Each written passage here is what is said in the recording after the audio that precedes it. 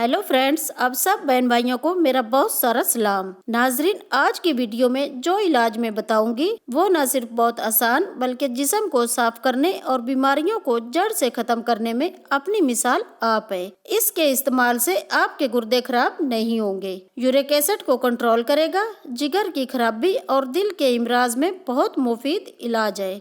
दरअसल जब भी हम एंटीबायोटिक मेडिसिन का इस्तेमाल करते हैं तो इन अद्वियात के मुज़र असरात टॉक्सिन की सूरत में हमारे जिस्म में मौजूद रहते हैं। इसके अलावा आराम पसंद जिंदगी, बाजारी खानों और मशरूबात का इस्तेमाल भी जिस्म में जहरीले मादों की एक बड़ी वजह है। कुव्वत मुदाफत कम होते ही ये जहरीले मादे लाइलाज बीमारियों की शक्ल अख्तियार कर लेते हैं, लेकिन मेरे इस इलाज के बाद ये तमाम जहरीले मादे जिस्म से फौरी तौर पर खारिज हो जाएंगे और ऊपर बताई गई तमाम बीमारियों से फौरी शफा मिलेगी। तो आइए आपको बताती हूँ एक जबरदस्त इलाज। अगर आपने अभी तक मेरे चैनल को सब्सक्राइब नहीं किया तो जल्दी से सब्सक्राइब करें और बेल आइकन को जरूर दबाएं।